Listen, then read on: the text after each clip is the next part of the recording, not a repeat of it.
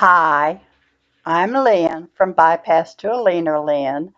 If you haven't subscribed yet, just subscribe down below and hit the bell so you'll get notifications. Hit the like button so that it'll make me more present on the internet. Um, but at any rate, uh, I have been documenting my journey with gastric bypass since June of this past year. I had my bypass on October 17th, 2017 at River at Merit Health River Oaks Hospital in Flowood, Mississippi with Dr. David Carroll. My highest weight, I'm sorry, I'm really distracted right now, but my highest weight, and I'm going to have to put my glasses on so I can see what my highest weight was. I really don't like to remember that. My highest weight was 331 pounds. When I started at the bariatric clinic, I was down to 325 pounds. My surgery weight was 279 pounds.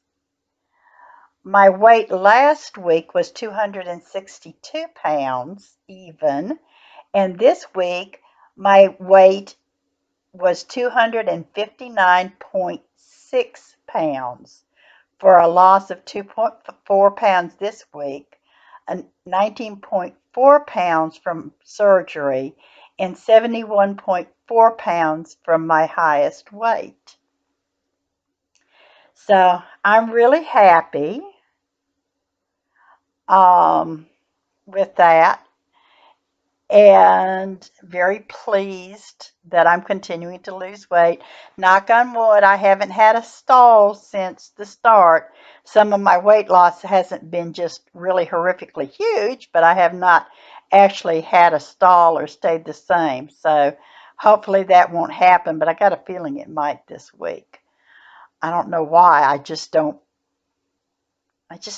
feel like I've lost weight. I don't know. But at any rate, let me get to my list of things I want to talk about so I don't go rambling.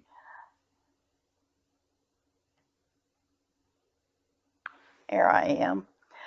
Um, at any rate, I've had two NSVs that they're kind of strange. I figure I am the only person that would notice these kind of NSVs. The first one is that, just to preface this, I am claustrophobic and I have a hard time with tight spaces. And I have a bathtub in my bathroom, but I also have a separate shower stall. And the shower stall was pretty small for me because of my weight. And I always, when I get out of the shower, I step out before I even start to dry off because I have to get out of there because I just feel so confined in there. And I was noticing this week that I was grabbing my towel and drying off before I got out of the stall, out of the shower stall, and I was like, whoa, I don't feel as closed in as I always have. And I was just like so surprised by that, that I have actually lost enough weight that I don't feel so confined in the shower stall. And the other thing that I've noticed is putting on shoes. I mean, shoes that I have to tie is a whole bunch easier. So those are my two NSVs. I'm on what I call the real food stage. I really don't think, to me, the soft food stage was real food. You just had to be careful that the food was not too hard to chew and stuff like that. But I've done some more fibery vegetables like cabbage, and I just kind of overcook them so that they're real soft.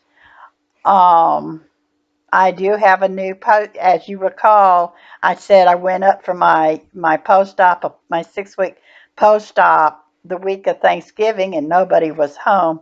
So I do have a new post-op appointment. I really wasn't pleased. They said they called me, but you know what? I don't have a missed call on my cell phone, and I don't have a missed call on my home phone. So no, they did not call me. But at any rate, um,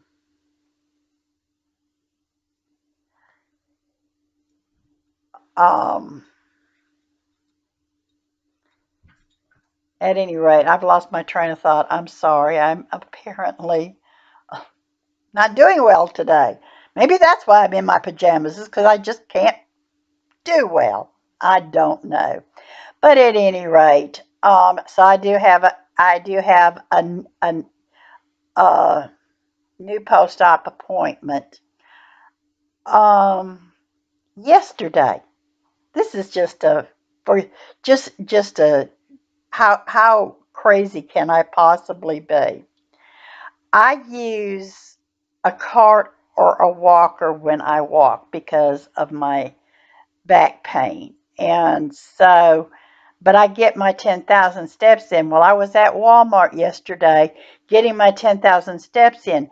When I use the cart or I'm using my walker, I'll put my Fitbit in my pocket because for some reason it won't register my steps when it's on my wrist. The trainer at the bariatric center thought thought it had something to do with something called the accelerometer, and that because my arm wasn't moving, it wasn't registering my steps. Well, I forgot to take it off my wrist and put it in my pocket. So I had walked and walked and walked at Walmart because I do that. I'll do that, on the weekend or sometimes after school, and I'll just go there and walk because it's a fairly easy place to get my steps in because of how large it is. And I had walked and walked and walked, and I looked at my Fitbit and realized it's on my wrist. It's not, and I looked and I had like 3,000 steps, and I came there with well over 1,000 steps already. So there was no way I had only walked 2,000 steps while I was there. Because I kind of figured, just from previous experiences that I was probably at about 7,000 steps. And I looked and I was like, oh my gosh, I'm just going to have to guesstimate when I get to 10,000 steps. But I am OCD to some extent. And I could not accept that I had walked 10,000 steps until my Fitbit said I had walked 10,000 steps. So I put it in my pocket and I walked my 10,000 steps. I was so exhausted. I bet I was at Walmart for 2.5 hours. I mean, crazy. I don't know why I couldn't just let it go and not worry about it. And my last thing is really kind of a rant. I have always explored, I'm very fanatical about looking at labels and checking the sugar and the carbs and the protein and the whole 9 yards, the calories, the fat, and I would like everything to be in a specific range. And I'm also pretty mindful of the ingredient list. And, there are just some things in ingredient lists that are not good. And yesterday, when I was at Walmart, kind of looking while I was walking, I also had some things I needed to pick up. But I was looking at protein bars, and I'd look at some of them and they'd have, oh, we've got 20 grams of protein. And I'd look at the sugar and it'd be 22 grams. And you're going to call this a health food with 22 grams of sugar? Really? I thought that was absolutely crazy. And the other thing I noticed is I was looking at stevia products, and I try to get, the best quality because I don't want to put crap in my body. I have spent too much on making my body better, you know? And so I try to be mindful. Do you know that dextrose is really bad for you? And in some of the stevia products, that's how they get it so that they mix it with dextrose, and they're sitting there taking stevia, which is a healthy sweetener, and mixing it with something that's not healthy. And I was just absolutely amazed. And because it's And what really got me was the zing, and it sat there and it said organic dextrose and organic stevia, and I'm like, well, if dextrose is organic, does that make it okay when it's really bad for you? I was just, I just kind of thought that was a little strange and misleading. And I don't know how these folks get away with that kind of information. Just guess we have to be mindful of looking at the labels and understanding what we're seeing. And it takes a lot of education. But at any rate, that's my rant. Sugar in supposed health food products and organic dextrose makes everything okay. At any rate, I will see you in a few more days. I'm going to have my new appointment for my post-op 6 weeks on Wednesday. So I'm going to wait and weigh in Wednesday morning rather than Tuesday morning. And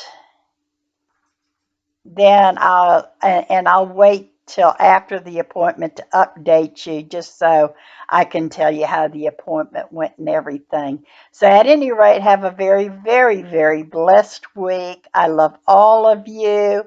If you haven't subscribed yet, subscribe down below. and and hit the like button and hit the bell so you'll get notifications, and just have a very beautiful, beautiful week. Love y'all. Bye.